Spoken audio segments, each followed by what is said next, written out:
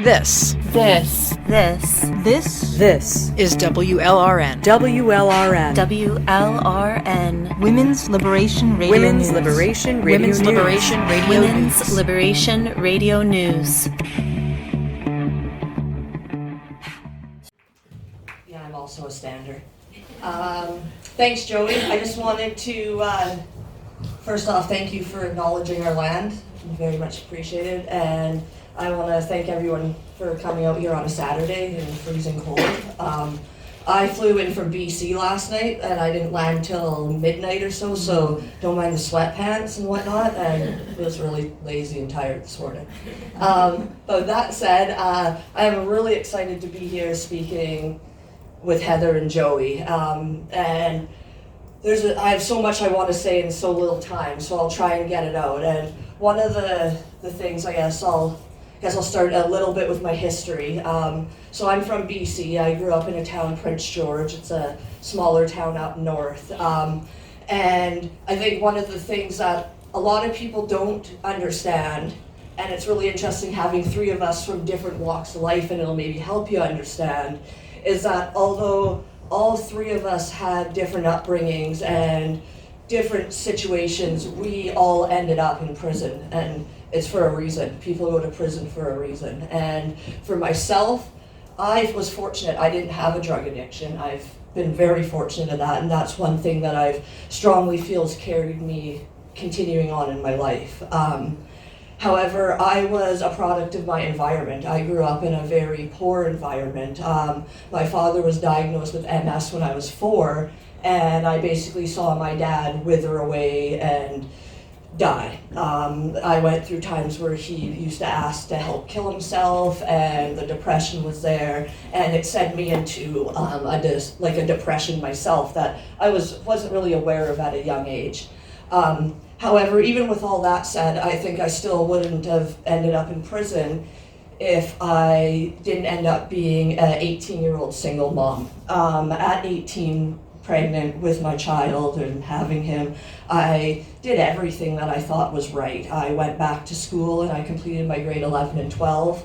I handed out 100 resumes. I didn't get one call back. I went to our government, to income assistance, and asked for support for myself and my son, and they told me that I was not 19 and to come back when I was 19. So unfortunately for me, I reached out to the next people I know, and I fronted drugs and I started selling them because I needed a way to support my son. Needless to say, that wasn't the best idea. At 18, when my son was 18 months old, I was sentenced to 5 years in prison.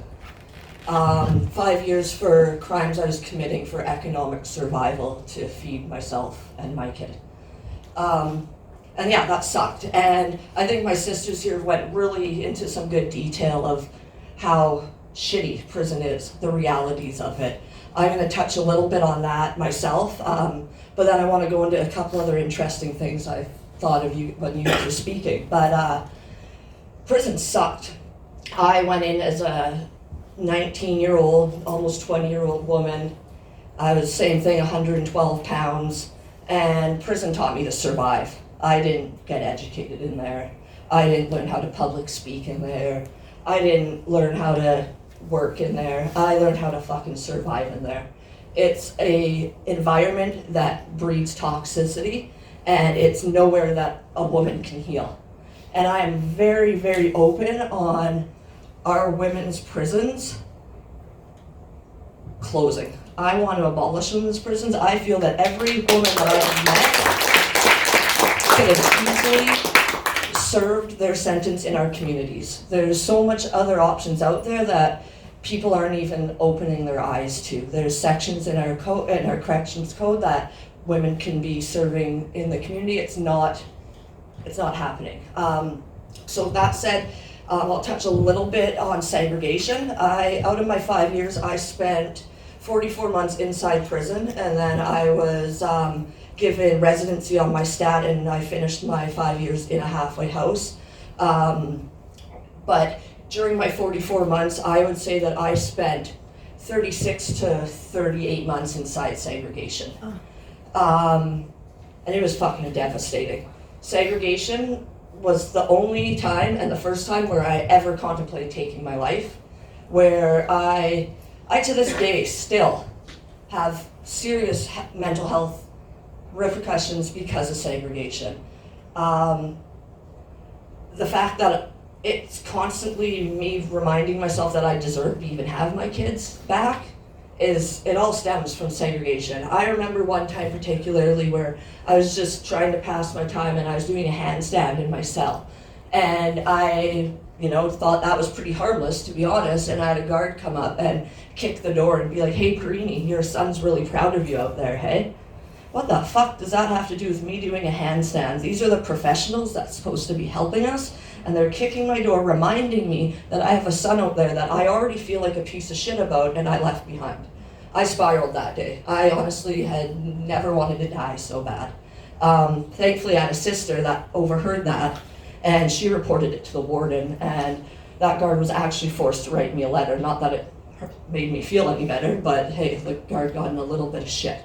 But segregation was the darkest time. It was, it brings you places where I don't want to go back. However, unfortunately, because of segregation, I go back there more than I want. I self-exclude myself from so many things. I say that I'm going to show up and then I don't to so many things. The only things I end up showing up for are my speaking engagements because I feel that maybe my word one day will help some other women. But honestly, it's tough for me. I struggle with relationships. To actually feel like I'm worthy enough for somebody, it's a struggle for me. And that's because of how shitty and low I was down inside jail. I had guards walking around Fraser Valley Institution calling me job security. That was my nickname that they laugh at. "Oh, you're gonna be the one that keeps me employed. Keep it up, Pierini. You're just my job security." Things like that, you know what I mean? And these are the people that's supposed to be rehabilitating us. There's no rehabilitation in there. The only thing that was ever good was the few odd volunteers that came in, and I'll always have respect for those volunteers. One thing I wanted to speak about is not actually in prison, it's what happens after prison. The barriers that we face to get on with our lives are fucking excruciating. I've been out since 2009, and for me to get a house that's not in the ghetto, that's not by some slumlord, that's not falling apart, it is nearly impossible for me to get a place. And I've been out, 12 years now or something? So imagine these women that are getting out on their feet, fresh out. Where the fuck are they gonna live if I can't get out? I have been on a reality TV show. I have did tons of public speaking. I have went to school, did a year of mental health. I build elevators. I basically try to do fucking everything I can, and I still can't get housing. So what are these women that have no supports, that have no family, that have mental illness, that have addictions issues, how are these women gonna get housing, for one? Education, for two. I was denied going to university and college more than once because I have a criminal record.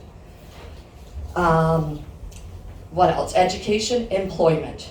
Finding employment, I've also, like I said, I've been out almost 12 years. 3 years ago, I was fortunate enough to finally find a job that has given me some security where I can finally afford to feed my kids. I work my ass off every day, but I finally have a job. That was the hardest thing, and one of the hardest things that women face when we're out. There are so many barriers, and these barriers need to be addressed before we're released, really. We need people making reintegration plans from the get-go. From the moment these women are hitting the pavement inside the institution, these should be started, and they're not. And it's because prisons, again, they don't provide the environment where these situations can even be feasible. You have a few guards come in, great people, that think they're gonna come in and help and they're gonna change, and they're fucking eaten up by the other guards that think that we're scum, that think that we're job security, that think that we're just gonna keep coming back. And hey, it's not the Hilton. If you don't like it, don't come here. Those guards eat them up because they're unionized. And unfortunately for us, that's a hard fucking battle. That's one thing that I always speak to when I'm speaking to people of profession, that you need to realize that not all of them come in and not all of, I speak to a lot of volunteers that come in, that you can get eaten up for supporting us. And that's a tough one. That's something that we need to break down. And how do we do it? I don't know. I hope that by speaking to groups, by speaking to, as much as I can, that somebody will open their eyes, and maybe, like Joey said, you take one of our words out of here, we're rich.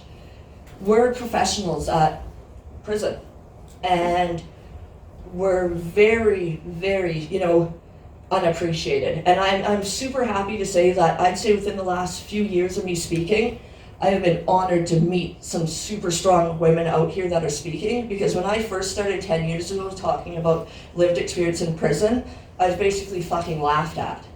I was fortunately given some opportunities by some organizations that had let me come out and speak and given me a lot of experience, and now I can come here today and speak to basically whatever crowd that I please. But I was laughed at the beginning, and we're still, no matter what, this goes on the internet, we're gonna have comments, oh, those fucking people are from prison, they shouldn't have did the crime. It doesn't happen like that. I did not wake up when I was 10, 11 years old, and I'm gonna grow up and be a crack dealer. Nah, that never once crossed my mind. I wanted to be a teacher, I wanted to be in the army, I wanted to, be a nurse, I wanted to do all the things that regular people did, but I had to feed my fucking kids. And yeah, like I said, it's super unfortunate. And I just wanted to, like I said, it pointed out that there's 3 of us up here from total different walks of lives.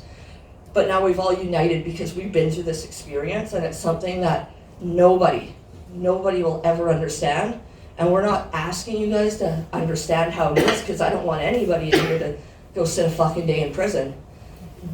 But the fact that people are here and being open-minded, this is huge to us, so that's awesome. And like I said, just take what we say. We aren't fucking joking when we come up here. We mean it. There's been some pretty stressful topics brought up in this past couple of years, and our, as Joey would like to say, our prisons are kind of going to shit right now. The women are being paid by guards now to inform, and they're turning a sisterhood that we once knew when we were inside, they're ripping it apart by their politics and by paying women to snitch, and then these women that are being their informants are tossed out once the guards got the information, and then they're segregating themselves because they're worried for their lives, and the sisterhood inside is falling apart. And that's a huge thing that I love about coming out here and having 3 of us up here with lived experience, because we are a sisterhood, and we may not have all did time together, but we did time together mentally, and it's there, and we need to bring that back, and we need allies in the rest of the social statuses. We need people that are willing to take our word and give us the chance. So with that, I guess I'll have it back to Heather, but yeah, thanks, and please open up for any questions. We're all pretty open on what we're doing up here.